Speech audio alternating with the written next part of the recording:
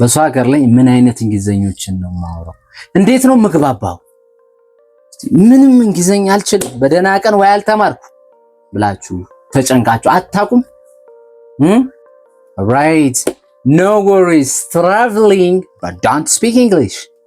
No worries about this. In 3 quick videos today, learn 30 and more than that survival phrases to communicate instantly. Definitely ማለት ነው። አትጨነቁ ማለት ነው። ለዚህ ጉዳይ የሚያስጨነቃችሁ ነገር አይኖርም። ከዚህ በኋላ የኢትዮ ላንጉዌጅ ቲዩብ ዛሬ ወደ እናንተ ይዤላችሁ የመጣው እንግዲህ 30 እና ከዛ በላይ የሆነ ኤክስፕሬሽኖችን መጀመሪያ ላይ ማወቅ ያለባችሁ። ወደ ተለያዩ ሀገሮች ስትሄዱ ምንም አይነት ቋንቋ እንግሊዘኛ መናገር ሳትችሉ ነገር ግን እንዴት ነው ኮሚኒኬት ማድረግ የምችለው? እንዴት ነው ከሰው ጋር መግባባት የምችለው? ምንም ቋንቋ ሳላቅ ብላችሁ ለተጨነቃችሁ ይሄ ቪዲዮ ለእናንተ ነው ማለት ነው። ጠቃሚ የሆኑ ምርጥ አነጋገሮችን ይዤላችሁ የመጣሁት ማለት ነው። ማንም ሰው እንግሊዘኛ ሳይችል ወይም የማይችል ሰው ሊናገራቸው የሚችሉ ቀላል የሆኑ እንግሊዘኛ ወይም መጀመሪያ ፈርስት ኢምፕሬሽን ታይም ላይ ማወቅ ያለበት እንግሊዘኞችን ነው ዛሬ ማስተምራችሁ በዚህ ቪዲዮ። ለየትኛውም ተጓዦች የሚሆን ቪዲዮ ስለሆነ ለዚህ የሚጠበቅባችሁ እስከ መጨረሻው ይሄን ቪዲዮ ብቻ ማየት ነው ማለት ነው። እንዲሁም ለዚህ ቻናል አዲስ ከሆናችሁ ላይክ እና ሰብስክራይብ ማድረግ አይረሳ። ወደ ጉዳያችን እንግባ ማለት ነው። ኦልራይት የመጀመሪያው እንግዲህ ግሪቲንግ ኤንድ ፖላይት ኤክስፕሬሽን ላይ ነው። ወይም ደግሞ ሰላምታ ስንሰጥ ወይም በአክብሮት ስንገልጽ ምን ልንጠቀም እንችላለን ከሰዎች ጋር? በቃ ሲምፕሊ እና ቀላል የሆኑ ነገሮችን ማሳያችሁ። ልብ በሉ። ይሄ ቪዲዮ እየሰሩ ያለሁት ሰው ሀገር ሄደው ቋንቋን እንግሊዘኛ መናገር ለማይችሉ እና ምንም ለማይችሉ ሰዎች ነው ማለት ነው። ለዚህ መጀመሪያ እነዚህን ልትሉ ትችላላችሁ። ሰላምታ ስትሰጡ ወይም ኤክስፕሬሽን ፖላይትሊ በአክብሮት ሰላምታ ለመስጠት ስትፈልጉ እነዚህን ተጠቀሙ። ሄሎ ወይም ሃይ ወይም ጉድ ባይ ኦር ባይ ባይ ሰላምታ ላይክ ስትሰናበቱ ባይ ባይ ልትሉ ትችላላችሁ። ኦር ፕሊዝ when requesting something ማለት ነው። የሆነ ነገር ስትጠይቁ please give me that give me this እያላችሁ ታወራላችሁ። የምፈልጉትን ነገር ስጠኝ ለማለት ስትፈልጉ please ብላችሁ politely give me that I need bread or I need something እያላችሁ ታወራላችሁ ማለት ነው። and also thank you right ለማመስገን ስትፈልጉ thank you ትላላችሁ። or thanks ወይም thank you very much መጨመር ትችላላችሁ። for ላረገላችሁ ነገር ከፈለጋችሁ። ዋናው ነገር እናንተ ኮሚኒኬት ለማድረግ ስለሆነ thank you so much ትላላችሁ። ወይም ደግሞ የሆነ ይቅርታን ስትጠይቁ sorry you could say sorry right or excuse me ትላላችሁ ማለት ነው። to apologize or get some attention from someone ማለት ነው። የሆነ attention ትኩረት ለማግኘት excuse me ይቅርታ ብላችሁ ትላላችሁ ማለት ነው። ወይም በቀላሉ yes አዎ ስትሉ yes or no ትላላችሁ ማለት ነው። እነዚህ ኤክስፕሬሽኖች በአጠቃላይ ፖላይት እና ግሪቲንግ ውስጥ ይካተታሉ ማለት ነው። ይሄ የመጀመሪያ ካቴጎሪ ነው። the second categories basic questions አሉ። ወሳኝ ጥያቄዎች ለምሳሌ መጠየቅ ቢኖርባችሁ ምንድናቸው እነዚህ ወሳኝ ጥያቄዎች? በእንግሊዘኛ እንዴት ብላችሁ ነው የምትጠይቁት የሚለውን ቀጣይ ያሳያችኋለሁ። ለምሳሌ የሆነ ቦታ ቢጠፋባችሁ የት ነው ስትሉ where is ነው የምትሉት። ማንኛውም ነገር ሲጠፋባችሁ where is the card where is the key ቁልፉ የት ነው or where is the bus station where is the train station where is እያላችሁ ብዙ ጥያቄዎችን መጠየቅ ትችላላችሁ።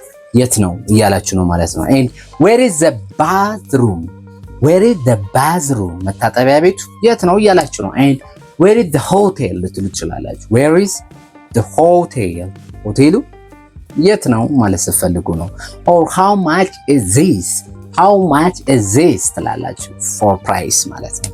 ወይም ምን ያህል ነው ትላላችሁ ለዋጋ። ይሄ የሆነ ዕቃ ልትገዙ ፈልጋችሁ ይሄ ምን ያህል ነው ስትሉ how much is this ትላላችሁ ማለት ነው። or ሰዓት መጠየቅ ፈልጉ what time is it ትላላችሁ ማለት ነው። or ደግሞ እርዳታ ስትፈልጉ ልትረዳኝ ትችላለህ ስትሉ እንዴት ነው can you help me ልትሉ ትችላላችሁ ማለት ነው። እነዚህ ቤዚክ ኩዌስችን ውስጥ የሚካተቱ ናቸው ማለት ነው። ወሳኝ ማወቅ ያለባችሁ ፍሬዞች ስለሆኑ ማወቅ አለባችሁ ማለት ነው። ሰው ሀገር ላይ አትጨነቁ፣ እነዚህን ኤክስፕሬሽኖች መጠቀም ነው ማለት ነው። let me take you to the third one። ወደ ሶስተኛ ነው መወስዳችሁ። ዳይሬክሽን ኤንድ ትራንስፖርቴሽን ላይ አቅጣጫን ስትሰጡ ወይም ከትራንስፖርት ከጉዞ ጋር የተያያዙ ቃላቶችን ተከታይ ደግሞ አቀርብላችኋለሁ። አብራችን ቆዩ ማለት ነው። ከዳይሬክሽን እና ከትራንስፖርቴሽን ጋር የተያያዙ ቃላቶች ደግሞ የሆነ ዳይሬክሽን ስትሰጡ ምንም ማወቅ ባይጠበቅባችሁ እንኳን እንግሊዘኛ ዝም ብላችሁ ወደ ግራ ማለት ቢኖርባችሁ just left ትላላችሁ። ዝም ብላችሁ ያ ሰውዬ you can understand ማለት ነው፣ መረዳት ይችላል ምን እንዳላችሁ። ኦር በቀኝ በኩል ከሆነ ደግሞ የሆነ ቦታ እየጠቀማችሁት በቀኝ በኩል ቢሆን right ትላላችሁ። so left right ትላላችሁ ማለት ነው። ቀጥታ ነው ማለት ብትፈልጉ ደግሞ straight ነው የምትሉት። straight right ኦር ደግሞ አንዳንድ ቦታዎችን ትራንስፖርቴሽን ቦታዎችን ማወቅ አለባችሁ። ለምሳሌ እንደ ኤርፖርት አየር ማረፊያ ነው የሚኖዛት። እንደ ትሬን ስቴሽን ማለት የባቡር ጣቢያ ማለት ነው። ኤንድ ባስ ስቴሽን ወይም ባስ የሚቆምበት ቦታ ባስ ስቶፕ እንደሚባል ማወቅ ያስፈልጋል። ኤንድ ሪሌትድ ከነዚህ ጋር የተገናኙ ቃላቶች ደግሞ ሌላ ማፕ ካርታ ነው። ቲኬት ነው። ስቶፕ ደግሞ መቆም እንደሆነ ማወቅ አለባችሁ ማለት ነው። ኦር ደግሞ ምን ትላላችሁ? is this the way to ብላችሁ ቦታውን ትጠቅሳላችሁ። is this the way to በዚህ ጋር ነው የሚወስደው ወደ እንትን እያላችሁ ነው ማለት ነው። ሰው መሄድ የምትፈልጉበትን ቦታ ጠቅሳችሁ is this the way to ብላችሁ ቦታውን ትጠቅሳላችሁ ማለት ነው። እነዚህ ቃላቶች በጣም እንዴት ነው ያተርፏቸዋል ከብዙ ነገሮች በእርግጠኝነት ማለት ነው። ወይም ደግሞ ታክሲ ምናምን ብትፈልጉ ምንድን ነው የምትሉት? I need ታክሲ ትላላችሁ ማለት ነው። ያ ሰውዬ he can understand what you are saying ማለት ነው። ምን እንዳላችሁ መረዳት ይችላል። ስለዚህ እነዚህ አይነት ዳይሬክሽን እና ትራንስፖርቴሽን ጋር የተገናኙ ቃላቶች እነዚህን ይመስላሉ። በፓርት 2 ደግሞ በዚህ ሰፋ ያለ ምን አይነት አገላለጾችን እንደምትጠቀሙ ነው ይዤላችሁ የምቀርበው በቀጣይ ቪዲዮ። ነገር ግን ለአሁኑ እነዚህ መሰረታዊ ነገሮችን ማወቅ ያስፈልጋል። let me take you to the fourth one። number 4 is food and dining ነው ማለት ነው። ከምግብ ጋር የተገናኙ ቃላቶችን ነው አሁን የምነግራችሁ። ለምሳሌ ሜኑ ማለት ምግብ ሆቴል ቁጭ ብለን የሚመጣልን የምግብ ዝርዝር ነው ማለት ነው። so ሜኑ እንደሚባል ማወቅ አለብን። water is የምንጠጣው ውሃ ነው። ቢል ክፍያ ነው ማለት ነው። so vegetarian የሚባሉ ቃላቶችን ማወቅ። vegetarian ማለት like አትክልት ምግቦችን ብቻ የሚመገብ ሰው vegetarian ነው ማለት ነው። አለርጂ ልትሉ ትችላላችሁ። ለምሳሌ ለውዝ አልበላም አለርጂ አለብኝ ማለት ፈልጉ እንዴት ነው የምትሉት? I am allergic to nuts or I am allergic to ብላችሁ አለርጂ የሆናችሁበትን ነገር ለመጥቀስ ስለሚያግዛችሁ ነው። ለዛ ነው። or I would like ልትሉ ትችላላችሁ። የሆነ ሜኑ ተሰጥቷችሁ I would like this pointing the menu item you can pointing right በመጠቆም ልታሳዩ ትችላላችሁ። I would like ብላችሁ ይሄን ካላችሁ you can understand ይገባዋል ሰውየው ማለት ነው። or no spicy please ልትሉ ትችላላችሁ። ለምሳሌ የሚያቃጥል ወይም ሆት የሆነ ምግብ ካልተመቻችሁ no spicy please ብትሉት ያ ሰውዬ ይረዳል ምንም አይነት ስፓይሲ ምግብ እንደማፈልጉ ማለት ነው። or more water please ልትሉ ትችላላችሁ።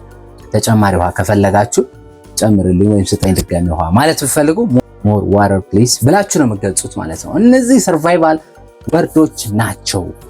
አንድ ሰው መጀመሪያ በሰው ሀገር ላይ ሲሄድ ምንም አይነት እንግሊዝኛ ባይችል እንኳን እነዚህ የሚያውቅ ከሆነ you can definitely communicate ማለት ነው። believe or not።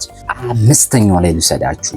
number 5 is shopping ነው። shopping ደግሞ ግብይት ላይ ልንማወቅ ያሉብን መሰረታዊ ትናንሽ ቃላቶች ይኖራሉ። ለምሳሌ how much የሆነ ነገር መግዛት እንፈልግ how much እንላለን። how much ማለት ምን ያህል ነው እያለን ነው። so how much ትላላችሁ። የመጀመሪያው how much ማለት ምን ያህል ነው እያላችሁ ነው። too expensive ትላላችሁ። ከዛ በጣም ውድ እኮ ነው ስትሉ too expensive ትላላችሁ። በጣም ርካሽ ነው ግን አትሉም ማለት ቢኖርባችሁ ግን ለማወቅ ያህል too cheap ትላላችሁ። it's too cheap ትላላችሁ ማለት ነው። ወይም ደግሞ ካርድ ትቀበላላችሁ ማለት ቢፈልጉ do you accept credit card do you accept credit card credit card ትቀበላላችሁ ያላችሁ እየጠየቃችሁ ነው ማለት ነው። or I will take this I will take ወስደዋለሁ በቃ እሺ ይሄን ስትሉ I will take this ትላላችሁ I will take this ማለት ነው። እነዚህ በዚህ very important words ናቸው ሾፒንግ ላይ ማለት ነው። all right the sixth one is emergency and health ማለት ነው። በቃ ይሄ አስቸኳይ ነገር ሲገጥመን ወይም ከጤና ጋር የተገናኙ ነገሮች ቃላቶችን ማወቅ አለብን። ለምሳሌ ሰው መቼም የሆነ ነገር ሊገጥማችሁ ይችላል። በዛ ሰዓት ላይ ምንድነው ልትሉ የምትሉት ቃል ካልገባችሁ በአማርኛ ልንግባባ አንችልም መቼም። so at the whole we can understand ልንግባባ የምንችለው universal language is English ነው ማለት ነው። ስለዚህ በእንግሊዘኛ ነው ልናወራ የምንችለው። ቢያንስ ጥናነት የሚባሉና መሰረታዊ የሚባሉ ቃላቶችን እንኳን ካወቅን ቀስ በቀስ ደግሞ እናዳብረዋለን with የዱ ላንጉዌጅ ቲም ማለት ነው ከሄዱ ጋር አይደለ። ስለዚህ ለዛ ነው መጀመሪያ ላይ የሆነ ችግር ቢገጥማችሁ እርዱኝ ባካችሁ ስትሉ እንዴት ነው ማለት ነው help ትላላችሁ right help። ወይም ደግሞ የሆነ ድንገተኛ ነው ስትሉ እንዴት ነው emergency የሚለውን ቃል ትጠቀማላችሁ ማለት ነው።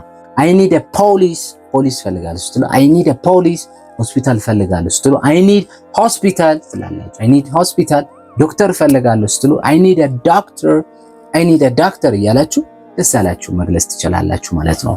በዚህ አይነት መልኩ እንዲሁም I'm lost ጠፍቼ ነው ወይም ቦታ ጠፍቶብኝ ነው ያለሁበት ቦታ ጠፍቶኝ ነው ስትሉ I'm lost ልትሉ ትችላላችሁ። ኦር ከጠፋችሁ ያላችሁበት ቦታ ሊያጋጥም ይችላል እንደዚህ አይነት ችግር። ኦር call the police please ትላላችሁ። ለፖሊስ ደውሉ ስትሉ call the police please የሚለው ኢመርጀንሲ እና health related vocabulary ወርዶችን ማወቅ አለባችሁ ማለት ነው። ልክ እንደነዚህ አይነት number እና time ነው። number 7 is numbers and time ቁጥርና ጊዜን አገላለጽ ማወቅ አለባችሁ። ሌላው መሰረታዊ ነገር ይሄ ነው። all right so numbers and time ላይ ስገልጹ እንግዲህ ቁጥርን ከ1 እስከ 10 በእንግሊዘኛ ማወቅ አለባችሁ። ለምሳሌ መሰረታዊ ነገር ነው። አንድ ምን ይባላል? that's 1 2 2 3 3 4 4 5 5 እንደሚባል 6 6 እንደሚባል 7 7 እንደሚባል 8 8 9 9 10 10 እንደሚባል ማወቅ አለባችሁ አትሊስት። እንዲሁም ደግሞ ቀናቶችን ዴይን ስገልጹ ዛሬ ማለት ብፈልጉ ምንድነው በእንግሊዘኛ today right ዛሬ ምንድነው today።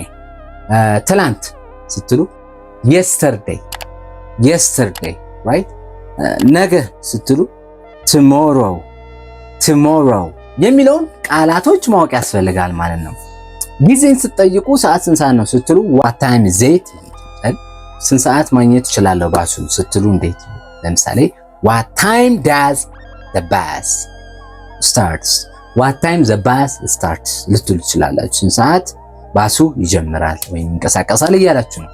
ሙዚየሙ ስንት ሰዓት ይከፈታል ወይም ስንት ሰዓት ይዘጋል ማለት ስትፈልጉ እንዴት ነው what time does the museum open or closed ማለት ነው። what time the museum open ስንት ሰዓት ሙዚየሙ ይከፈታል ነው።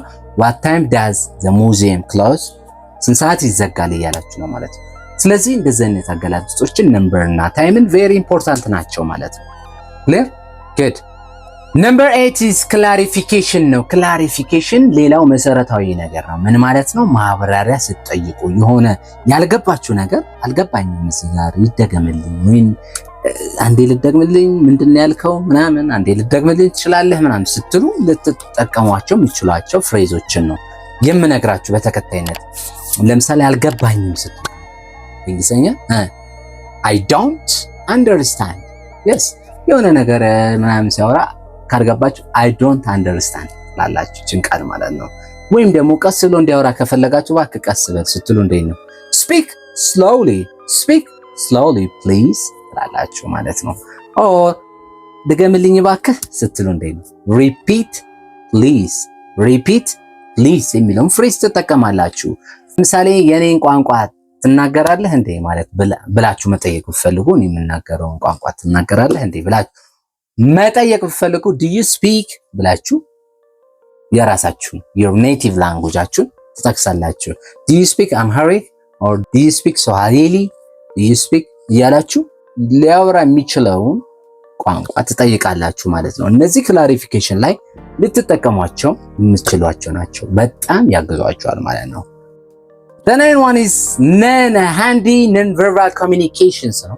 Communication is not only by uttering words ማለት ነው. It's also non-verbal communications አሉ። እንግዲህ አንድ ሀገር ውስጥ ሄደን ግዴታ ቃላቶች ቢያጥሩን እንኳን መናገር ባንችልም አንዳንዴ ሁኔታዎችን በድርጊት ወይም በአክቲንግ ማሳየት አንዱ የቋንቋ አካል ነው ማለት ነው። right so handy non-verbal communicationዎችን ልንገራችሁ። ለምሳሌ የቱ ነው ብትባሉ just pointing እንዲህ ማሳየት ብቻ እቃው ምንም ቋንቋ ሳታወሩ ተግባባችሁ ማለት ነው። ኦር ሎኬሽን ብትጠየቁ ስለ ቦታ የት ነው ተብላችሁ ብትጠየቁ እዚህ ጋር ነው ስትሉ just እጃችሁን ብቻ መጠቆም ነው ማለት ነው። right እንደዚህ አይነት ነን ቨርባል ይባላሉ። ወይም ዩዝ ጀስቸር መጠቀም አለብን። ለምሳሌ ጀስቸር ማለት ይሄ እጃችን፣ ፊታችን፣ አካላቶቻችን መግለጽ ማለት ነው። ነገሮችን በዛ መልኩ መግለጽ አለብን። ለምሳሌ hand to mouth for hungry ሊሆን ይችላል። ለምሳሌ ከራበን you see that ያ ሰውዬ እንደ ራብኝ ይረዳል ማለት ነው። hand to mouth for hungry it's expressing ወይም አንዳንዴ showing a map or written address ለምሳሌ መናገር እንኳን ባችሉ just showing a map መሄድ የምፈልጉበትን ቦታ ማሳየት ለሰው በካርታ or ደግሞ written address የተጻፈ አድራሻ ስጡትና የት ነው እያላችሁ እየጠየቃችሁት እንደሆነ ያ ሰው ይረዳል ማለት ነው። ሌላው nodded your head እነዚህ nodded ይባላሉ ማለት ነው። አያችሁ ድርጊቶችን ጭንቅላትን በመነቅነቅ የምናወራው ነው ማለት ነው። ስለዚህ እንደነዚህ አይነት ኤክስፕሬሽኖች very important ናቸው ማለት ነው። ወደ መጨረሻው ልሰዳችሁ። common sign to recognize ማለት ነው። common ምልክቶችን ወይም common ሳይኖችን ማስታወስ ማወቅ አለብን። ወሳኝ የሚባለው ለምሳሌ exit ምንድነው? exit መውጫ እንደሆነ ማወቅ አለብን። exit ይላል በሮች ላይ ምናምን። ስለዚህ እንደዚህ አይነት ምልክቶች መውጫ በር እንደሆነ ማወቅ አለብን። entrance ካለ መግቢያ በር እንደሆነ ማወቅ አለብን። ኢንትራንስ ማለት መግቢያ በር ነው። ኦፕን ካለ ክፍት ነው እያለን ነው። ክሎዝድ ተብሎ እንዲህ በወረቀት ከተለጠፈ ደግሞ ዝግ እንደሆነ ማወቅ አለብን ማለት ነው። ኤንድ ዳንጀር የሚል ምልክት ካያችሁ እዛ ቦታ ላይ አደገኛ ነገር አለ ወይም አደገኛ ነው የሚል ምልክት ነው ማለት ነው። ያያችሁ ዋርኒንግ ካለን ደግሞ ማስጠንቀቂያ ነው እያለ እንዳለ ማወቅ አለባችሁ። ውሜን ብሎ ሬስት ሩምስ ቢል ለምሳሌ የሴቶች ሽንት ቤት ነው። ሬስት ሩምስ ማለት ሽንት ቤት እንደሆነ ማወቅ አለባችሁ። ሜን ሬስት ሩም ካለ የወንዶች ሽንት ቤት ነው። ውሜንስ ሬስት ሩም ካለ የሴቶች ነው ማለት ነው። አማይ ክሊር ጉድ። ስለዚህ እነዚህ በጣም ቀላል የሚመስሉ ነገር ግን ለአንድ ሰው በጣም የሚጠቅሙ ቃላቶች ናቸው ማለት ነው። በዛሬው ዕለት የነገርኳችሁ 10 የተለያዩ ካቴጎሪዎች ላይ ያሉ ወሳኝ ፍሬዞችን ነው ማለት ነው ማወቅ ያለባችሁ። በሰው ሀገር ስትሄዱ እነዚህን 10 ካቴጎሪዎች በተለያየ በቃ ከነዚህ ውጭ አታመልጡ። እርግጠኛ ነኝ በየትኛውም መንገድ አታመልጡ። በሆነ አጋጣሚ ልታወራቸው ልትጠቀሟቸው ምችሏቸው ናቸው። ስለዚህ እነዚህን ቃላቶች እናንተ ቀስ ብላችሁ በማወቅ በመጻፍና በመያዝ በማንበብ ራሳችሁ ማሳደግ ይቻላል ማለት ነው። ይሄ እንደ ፈርስት ቪዲዮ ይሆናችሁ ማለት ነው። I will make the second part of this video ማለት ነው by the next week። በቀጣይ ሳምንት ደግሞ የዚህን ፓርት 2 ይዤላችሁ እመጣለሁ። እዛ ላይ ደግሞ ምን አይነት አገላለጾች እንደምንጠቀም ቁልጭ አድርጋችሁ የምትማሩበት ምርጥ ቪዲዮ ናል። በአማርኛም በእንግሊዝኛም አስተምራችኋለሁ ማለት ነው። which phrase do you need most? በጣም የትኛው አስፈላጊ ሆኖ አገኛችሁት ለእናንተ? help፣ food፣ ታክሲ ነው? የትኛው ካቴጎሪ እንደሆነ እስቲ let me know your idea. Where are you traveling next? በቀጣይ ደግሞ የት ለመሄድ አስባችኋል? የት ሀገር ለመሄድ አስባችኋል? የቋንቋ ችግር አለብኝ ብላችሁ ካመናችሁ ስለዛ ሀገር ቋንቋ ልስራላችሁ ኮሜንት ላይ አሳውቁኝ ሀሳባችሁ ማለት ነው። እነዚህን ይመስላሉ የዛሬ ቪዲዮአችን። በቀጣይ አሪፍና ምርጥ ቪዲዮ እንገናኛለን። ያን ቪዲዮ በቀጣይ ሳምንት ጠብቁኝ። እስከዛው ባይ ባይ ቻው።